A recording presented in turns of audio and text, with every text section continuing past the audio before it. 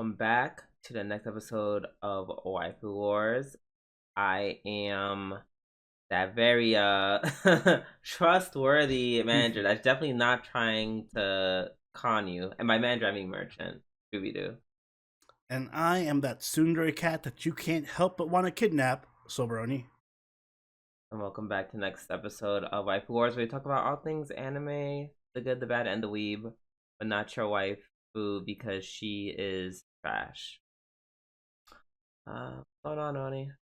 Nothing much. What's going on, Drew? I'm tired as fuck. I don't know why. I think I've just been looking at the screen all day and it's been hurting my head or something. I don't know.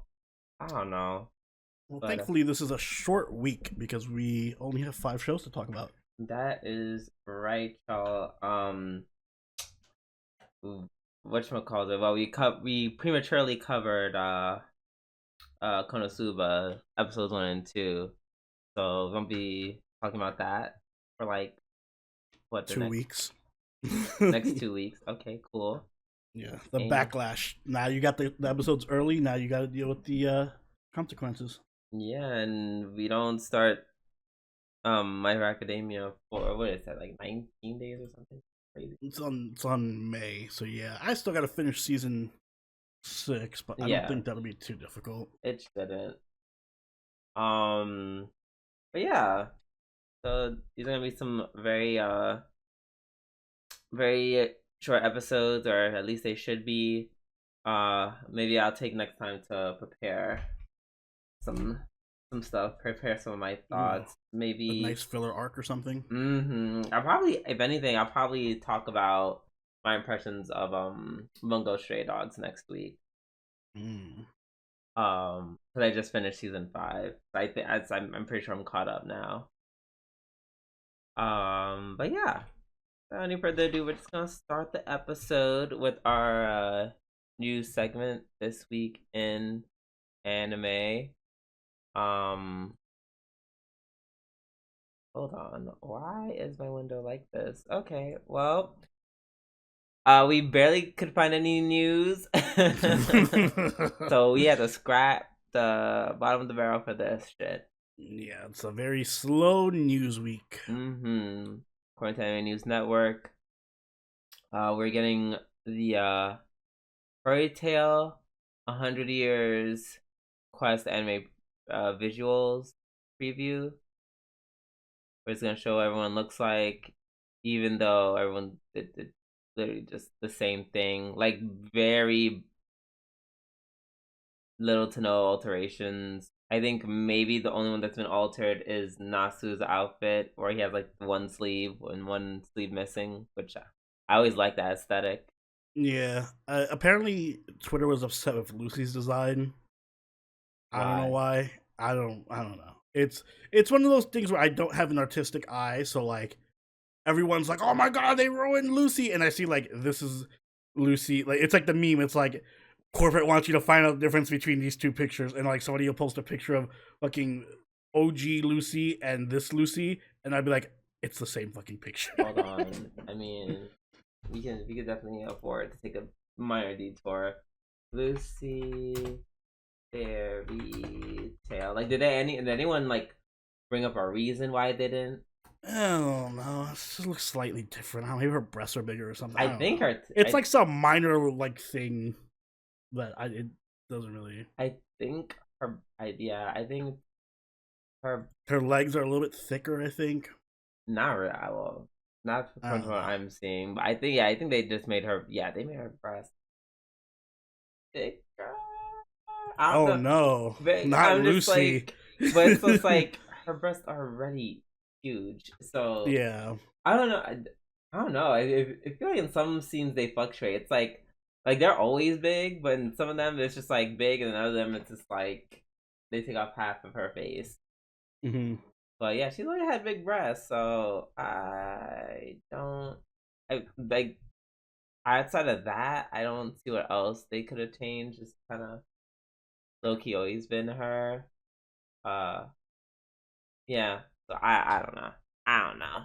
It's Twitter. People will find anything to criticize. Ugh, trust me, I know. Oof. I get. This, like I said, scraping the very bottom barrel of news. And I don't even know why this is news. Like, as in, like, why are we surprised? But according to like official Naruto post, the creator Masashi Kishimoto doesn't post on social media, which is not right. I'm like, why did they have to announce this? They announced this like 6 days ago, and I'm just like, I don't care. That's like the opposite of the news. You're reporting on something that didn't happen. Right. This just in: Kishimoto still doesn't post on Twitter. Right. They said the statement comes about 3.5 years after at least one Parody X/Twitter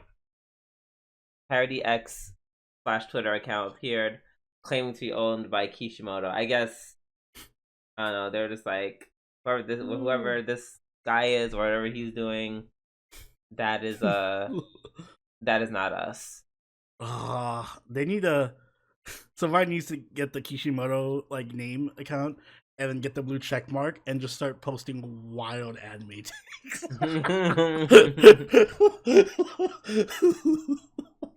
Just like crazy shit. Like, oh yeah, you know what? I always did believe that my my manga Naruto was better than Attack on Titan. Naruto is a more developed character than Naruto is the best of the big three. Yeah. Naruto was a better drama than fucking Clannad. Aaron was right. Jujutsu Kaisen is mid. But yeah, no. Same thing to do with ESPN. No, yeah, this is I thought this was obvious. So Kishimoto isn't someone who I pictured to be on Twitter to begin with. Yeah, makes sense. Yeah. That's our quote-unquote news for the week. And now we're done with our news. It's time to go to our weekly reviews. And we're going to start off with Slime Season 3, Episode 2. Lots of politics. Yeah, so you learn that Hinata's, like, working for vampires, which I did not expect. She's become part of the vampire cult faction. Vampire Church faction. No, excuse me, Vampire Church faction. Thank you. They have a proper faith. It just happens to be run by like vampires. This episode of Slime just turned into Twilight. Oh my gosh. I was distracted for most of this episode by the hot vampire. I know you. So I know. I was like, oh wow, that's. I was like, I cannot pay attention to the dialogue, and she's on screen. Nayu, when she's mourning her subordinate. Every time she's there, she's like in some suggestive pose. Like she can't just talk normally. She has to be like, fucking. The camera needs to be like underneath her or something. Also, the bad guys, they're like mourning for the death of Clayman. Good old Clayman. Dead old Clayman. And I'm just here like people liked him. I thought no one liked him. Right, I thought he was like universally disliked. I thought he was just like a dick. Right, but and not only that, I was like, he has a mother who's alive. Oh, like that's interesting. I forget the bad guys were run by like another isekai or and he's like, yeah, we gotta chill. I love how this whole episode is. I feel like the episode could be summed up into one sentence. Man, we really want to fuck with Rimuru and his nation, but Veldora. Yeah, that's it, and that's it. Veldora exists.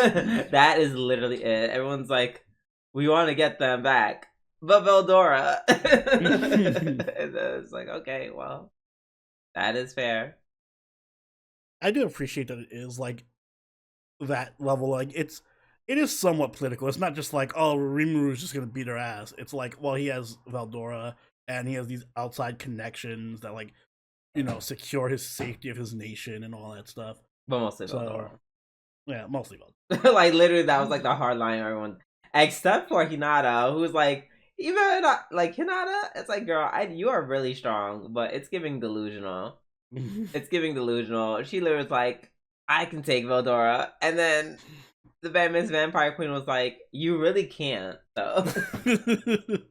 Veldora kind of laid waste to our homelands. Like, no. Yeah, she's like, don't even try. I feel like Hinata's gonna like try to sneakily go after Rimuru.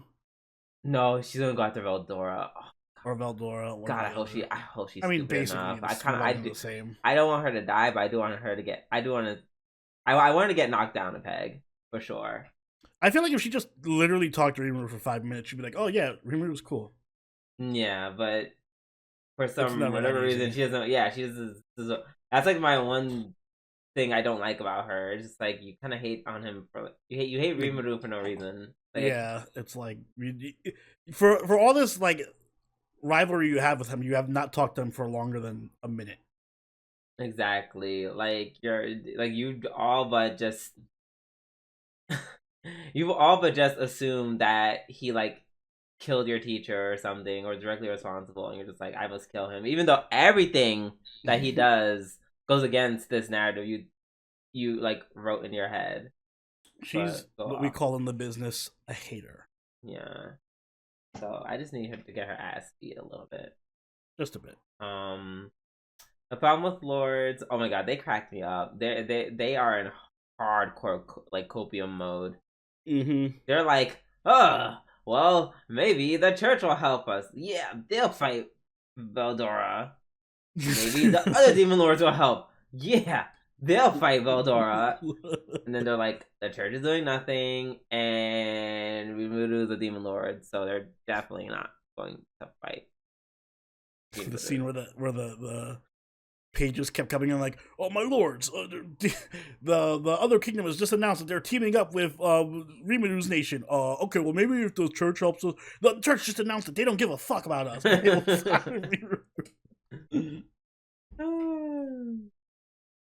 Yeah, that's all this episode was. It was everyone just like being reactionary to the news about Rimuru, being like, oh my god. Yeah, I think that what's gonna happen is there's gonna be some inciting incident where it's like either something happens with Veldora that he like leaves or something, and everyone's like, "Oh my god, Veldora's gone! Quick, while he's away, jump Rimuru." Kind of, yeah. Yeah, something like that. Mm-hmm. Sure. Yeah. That was basically the skinny of the episode. I hope we get to like the action scene soon. Yeah, essentially that, or just or back to Shion. I don't know. Well, Slime does this. They do like 5 or 6 or 7 episodes of build up, and then they do the actual stuff. I just want Shion. Like we don't have to do any action stuff. At least go back to the characters I care about. That's it. Exactly. Just go back to the main cast. Mm-hmm. All right. Up next, we have Mushoku Tensei Season 2, Part 2, Episode 2. 222. 222. Too much. This is the wedding no, it's not even wedding episode. It's like the reception. Yeah, I guess the reception before the wedding. Mm-hmm. Which is, yeah, it's kind of weird. I'm like, you didn't get Are they married. gonna actually have an official wedding, or is it just like, well, whatever, fuck it, we're married? I don't know. I mean, low key, this is kind of how I want my wedding to go. Hey, it was pretty chill. It was just like, let's have some friends over, and this is literally kind of how I want my wedding to be. Have some good food. Like honestly, like, just like everyone just comes to my house. We have the officiator. Say some words. Oh my god, I love you. Oh my god, I love you too. Da da da da. Exchange vows, exchange rings, because like, and we heat up the pans of food and we eat and drink and be merry. That's kind of what I want for myself. So something very much like this. Yeah. It was a sweet episode. We got to see a little bit of everybody coming back together. I forgot how many characters there were in this arc in particular. Yeah, there's a lot of them. A whole new cast, for Yeah. sure. God, this cast of Mushoku Tensei is fucking gigantic. Yeah, it's a lot. A lot of people. But it's a revolving door. So many of them are dead. We got to see a little bit of Rudius's and Sophie's personal relationship, which was cute. I like it. I like their relationship. It's very Me too. It's very earnest. Young in love, yeah. Yeah, that too. It makes me believe. Yeah, it's just like, oh, I want to believe in them. It's one of those moments where I'm just like, yay, Rudy, look at you. You used to be a piece of shit that tried to like sexually assault your cousin, and now look at you. You're marrying a good girl, and you're being a decent husband along the way. Excuse me. That moment where Sophie asked Nanahoshi about, hey, so where are you guys from? And they're just like, yeah, don't worry about it. We spoke the same language. That's all. Bye. Yep. I forgot that they don't know that he's from another world. I'm like, oh right, she doesn't know that. I just assumed that he would have told all his close friends that by now. I mean, I guess I understand why he wouldn't, because like, what's the point? Yeah, what's the point? Yeah. Also, he'd probably be like, "What the fuck are you talking about?" Right. Let's see what else? Oh yeah, the whole plot twist of Ellen. Wait. Alina Elise. Alina Elise. I was like, Ellenise? I'm like, that's not her name. Alina Elise is Sophie's grandmother, which explains why she wasn't going to do nothing with Rudius. Well, yes, and well, that's not the reason why. Well, it's part of the reason. It's partially. I mean, it's now even more so of a reason. Yeah, which is so sweet. I'm just like, oh, and then Elenius was like, I'm just so sad. They gave now I got the fucking thing. I can't say her name. Alina Elise a lot of character development this episode. Yeah. For as much as people shit on Mushoku Tensei for being like, oh, the fucking fan service and blah blah blah, it's any other show would have had Alina Elise just be, I think, the fan servicey gag character. And I just feel like I really appreciate that they actually went another way to make her such a complete awesome character. They really humanize her a lot in ways that just makes me love her. But even more, like I liked her when she was just that girl gang by like every Tom, Dick, and Jerry. But now that this is happening, we learn about her curse. We learned about her relationship to Sophie and how she felt about it. Like, man, that was really sweet. Like, she's just a sweet old grandma who has to fuck to stay alive. Yeah, no, it was a sweet episode. Towards the end, they had like this duel between Luke and Rudy, which is like their way of being like, I guess, giving Sophie away, in my mind. Like, okay, you won, take care of her. Bye. And they're just like, yeah, make sure she like is no longer interested in being with us. Because I want her to live her life and be happy. And not potentially just like follow me to my death. Right. When she has a family. Which is good. I mean, Ariel's another character that really got fleshed out a lot, and I appreciate her a lot. Same. Yeah. I mean, it's Mushoku Tensei. This is very much par for the course. I am curious to see where their adventure goes. It looks like they're going to go all in on eliminating or curing Ellie and Elisa's curse. So that might be the next adventure we go on. Be interesting. That would be nice. So she can finally get married to I don't know. I'm trying to call him Shota Boy, which also is a little bit redundant. That's not him.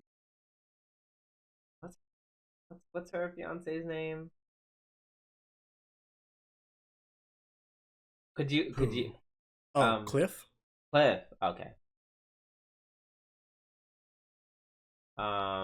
that is, why does he okay, well, I feel like I just kind of spoiled myself, potentially. Why, you look something up? No, I looked for on the characters, like you usually would on the Annie chart. And he looks a little, there's a noticeable difference in the picture I saw, and it's like, oh, he doesn't look like that in the show, so I guess something happened. Good job. Spoiling yourself already. I see what you mean. Why'd you do it? Why we have to be on the same page. That's crazy. Okay. Yeah. not you really about to tease me for spoiling it, and then you immediately spoil yourself. Listen, just because he has a different haircut doesn't mean wink. Wink. Wink. He's allowed to change his hair, doesn't mean anything. It's just for style. Yeah, right. Well, good job, Annie Char. Right, good job, Annie Char. Thank you so much. Well, that's that. Yeah, I do hope the story does kind of start taking pace, or things start kind of shaking and moving just a little bit. All right. Up next we have Spice and Wolf. Merchant meets the Wise Wolf, episode 2. Which is my episode of the week. I forgot how much I love Holo. Yeah, she is kind of a really good character, and I also like the main character too. Oh yeah, they're great. Yeah, Lawrence is great too. Yeah. Let them cook. Yeah, their banter is pretty much the saving grace of the show. Yeah, it almost makes me like, to the people who voted for this, it's like, I can't help but wonder, did you really just want this so because you like Spice and Wolf? Or only, let me ask you this. Did they want it because they like Spice and Wolf, or were they just kind of doing this as an attempt to like troll me? I think that they did it because they like Spice and Wolf. Okay. I warned them months ago that this would not be your type of show because it is. So I don't hate it. It's just like, I feel like there's just not a lot to talk about. Like, this is definitely something I could even see myself just like I understand why you like this. And yes, this is not my cup of tea. I don't dislike it. It's just like, oh no, it's just like, I don't know. That's my only concern. It's just like, oh no, but the content, because I mean, there's some things we can talk about. That's like literally my only concern. It's just like not having anything to talk about.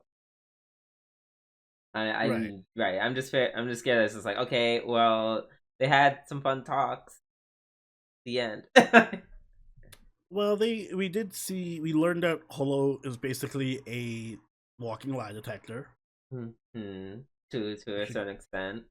Which I guess makes his job easier. I did love that little scene where he was trying to get her to like, or Lawrence was trying to get her to see which part of because clearly the other dude with the coin speculation was lying his ass off. Yeah. But he was trying to like think through his options, and then Holo was just like basically like, it doesn't matter, you're gonna do the same thing regardless of what. Right. If he lied to you or if he told you the truth anyway. Yeah, like me being here didn't make a difference. Yeah, I feel like this episode went over like, basic economic things like exchange currency, transactional rates. Mm-hmm. Things that I it's like I feel like those things that but but you don't really think about. Mm-hmm. Like little stuff like that, which I guess I'm happy they're not really laying it on us so thick in like episode 2. I don't know if they're gonna go any harder than this. They will. Yeah, I figured as much. That's another thing I'm scared about because I'm like, oh no, what if I'm too stupid? I had the opposite effect because I remember I remember this exact plot line from the original, and I remember being like, "Oh my god, this is so complicated and hard to follow." And I'm like, "Oh man, I learned so much economics. This is the first time I watched this show." I mean, I generally understood what they said. Like, I think if I didn't understand it, it's just because I probably was just like zoning out, and I was just like when when this lying businessman named Zarin, when he told his little story, I had to replay it once more because I was like, I didn't focus too hard, and I was just like, okay, wait, I missed something. And I was just like, oh, okay, gotcha. So yeah, this is one where I'm like, I really have to pay attention to the words, or else I will get lost. Yeah, it's one of those shows where you have to like rewatch a scene a couple of times before it actually sticks. Yeah, I did have to like just replay it because like I missed the word or two. So okay, cool. That makes sense. I do appreciate that Lawrence's relationship isn't purely like simp for oh yeah, absolutely not. Yeah, things are pretty tense towards the end. Yeah, and he was like straight up with her, and I felt bad for Holo. Holo was like her ears went down, like she. Yeah, she was so sad. Are you still mad? Yes, I'm still mad. Exactly. He said, "Don't bring it up again." Mm-hmm. Yeah, which is understandable. I don't want to talk about fucking my friends. Yeah, like she's like, oh yeah, when the wolf attacks and eats their brains and stuff, and he's like, "Girl, can you shut the fuck up?" Like, yeah, can you not talk about murdering people, please? Thank you. Right. And I love how like the moment where she comes up and gets sensitive is when he I think was about to ask her like, so you also ate people? Like, so she's like, no, I can't talk about that. And I was just like, girl, you brought it up, right? Like that's the only time I like rolled my eyes at Hollow because I'm like, all right, girl, like don't do this whole like, oh, what was me routine. There was one part that was really subtle, but it was really cute. Where when they first get into I don't know what the fuck that was, like a hotel or something, the inn, and she's like naked, and Lawrence is just like afraid to look at her. She's like, I don't want to see her naked, and I think she catches onto it, and she just like starts making like exaggerated poses and like trying to get up close to him and everything, constantly like embarrass him. Yeah. And then talking about her taste in men. First of all, not me and her have the same taste in men. I was like, you know what? You all right. You all right, Holo. You all right in my book. Yeah. Good episode for sure. Yep. All right. Up next, we have Blue Archive episode 2. So before we start this, I remember me talking about like, oh, you know, things are kind of confusing, doesn't make a lot of sense, and Oni very kindly like passed me a YouTube link that kind of gives like a little backup information about like what's happening. Now, I ultimately decided not to watch it because, and I don't know, maybe Oni might disagree with this. Part of this process, part of this podcast is for me to not like just to watch and critique an anime, which means whatever I'm not understanding, whatever is not making sense to me, it should be the anime's job to make it click to for explain me. it. Yeah, I shouldn't have to watch a YouTube video on the lore just to prep to watch an anime. Like I didn't need that for Ishura. It just the world building just happened. So yeah. And to be fair, there was some world building this episode. You know, some questions were answered. You know, why was the town a hellhole or a sand desert? Hole. Yeah. Why everyone left? Why there's So we answered a lot of questions. Why did they owe so much money? Who or what is Arona? So yeah, those questions, a lot of questions were answered. I'm just like, okay, fine. We're getting our questions answered. I like that. That woman who was from the student council, that one woman who was talking to Sensei Rin. Oh my god, she's such a baddie. Oh my god. Well, everybody loves Rin. Wait, there's another student council member everybody also loves. Oh, she's so hot. She's so hot. Oh my gosh. Also, I love the program that he's called. It's called fucking Shit'em. Like really, Shit'em chest, right? Shit'em chest. Yes, as much as I love Lore Archive, it has a horrible naming sense. That is not the only time that something is really shittily named. I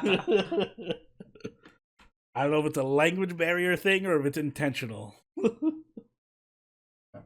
Girl, just shit him. Like, girl,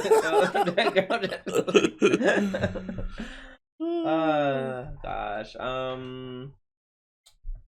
Yeah, that was hysterical. Arona is super cute too. It's adorable. Yeah, I love her design.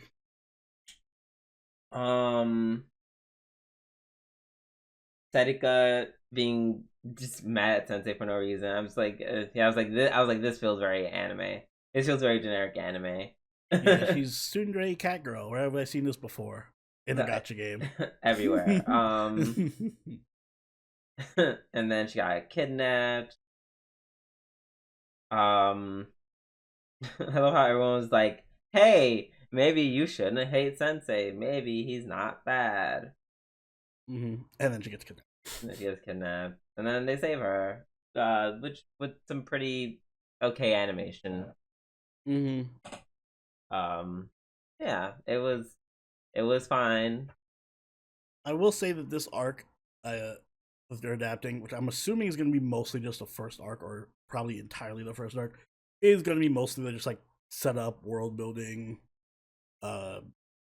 character interaction-y, more lighthearted and not super serious plot development stuff. So I'd say expect this kind of tone for most of it, where it's just like, oh, this is the Sarika episode where she learns to get along with Sensei, or this is the Hoshino episode where she learns to trust other people, those type of things. And then if we hopefully get a second season or third season, that's when we'll probably be like, oh, well, this is the shit where it's, now that everything's been established, we can throw in the actual plot. Gotcha. Okay. Yeah. That is, well, what I expected. I was gonna say that's fine. I won't go that far, but I'll say that is what I expected. Also, every episode seems to end with an after credit scene, or at least these first two did. That sets up the next episode. So I'm excited for the next episode because one of my favorite characters is going to show up. Oh, okay. Well, I'm excited too. I did not see the post credits. We'll see. All right. Last but not least, we have Dungeon Meshi episode 15, which is my episode of the week.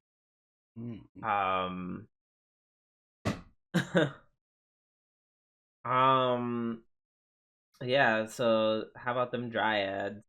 Which, by the way, I didn't. Were you triggered by the hay fever? Because I was. That was funny. I mean, yes, do I also suffer from allergies? Of course, but Maybe because I didn't have them right now. I didn't have them today, so I was not triggered by it. I loved how Senshi. I thought Senshi covered Chochuk's eyes because um right, because like, oh, if they sense him, they're gonna like attack or something. Yeah, that's what I thought too. No, he just want to see them naked, which is so stupid. Senshi became oddly protective of them this episode, which I kind of like. Cute. I mean, the whole first part was about. So this is like, I feel like the first time we actually got a lot of development for Senshi in terms of like how he feels about the party. He was really like, oh yes, I want to make sure that they're fed and you know, up in high in spirits. Like he was so happy. He was like a typical grandma who's watching everyone eat and being happy. Yeah, it was very much given that. The pumpkin soup with like the face on the pumpkin. Oh my god, that shit was hilarious. Why look like a JoJo's character on a pumpkin? That was so funny. Oh, that was so funny. Oh my god, Senshi giving Chochuk the talk. Oh, or Senshi.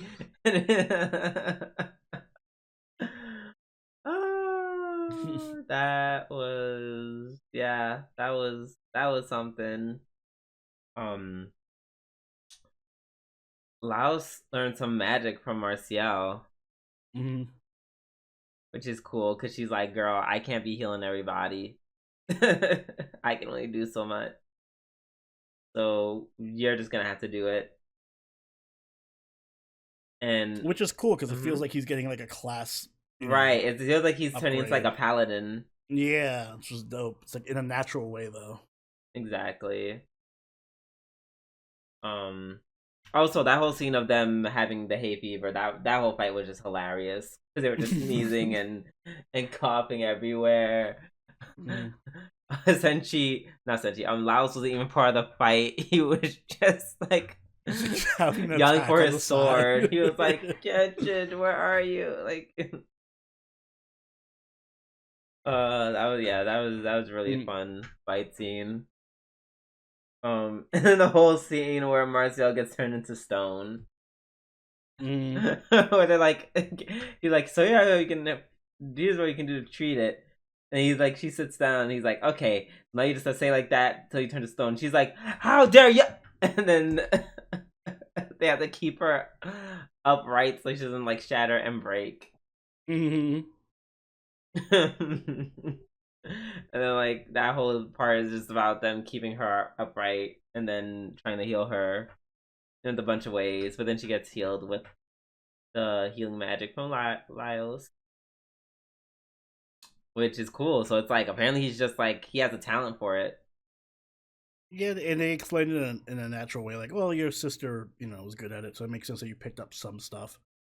And yeah, apparently like sister told him about it into some capacity.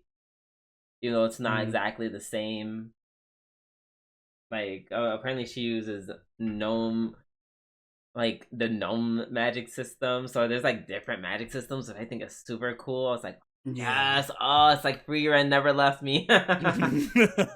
Like I said, I love that it integrates. It's not just a cooking anime. It really is just like a really good fantasy anime that also has some really good cooking.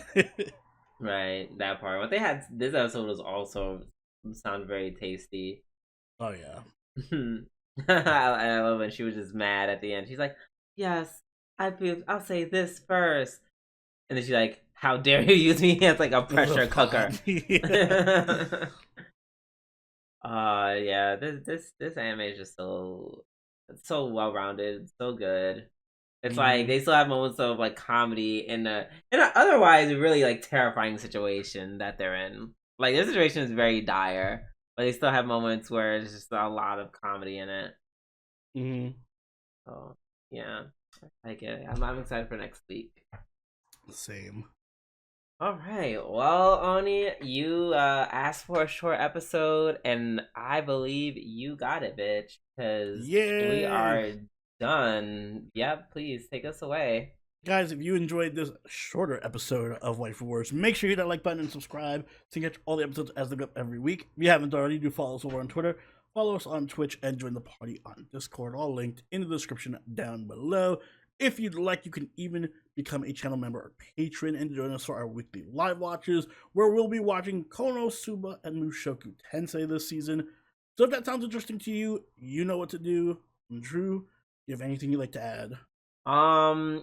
We are going to be having the what was I gonna say? I know I said we're gonna have it at the start of this anime season, but I'm trying to get like next week can be our first episode that we're doing like video episodes that are going to be a Patreon exclusive. So sounds cute, you know. Let's get those exclusive content. Hop on the Patreon. We're coming up with a whole new slew of stuff. So G&A exclusive. Absolutely. So yeah, we're gonna try and have that around by next week or next episode. Should be a little bit easier because we have short episodes to begin with. So we'll have time to like set stuff up in theory. So yeah, look out for that. Yeah, that's it. I don't got nothing more to say. Stay beautiful. And on that note, this has been Sobroni and Doobie-doo. We'll catch you all later. Later. Bye.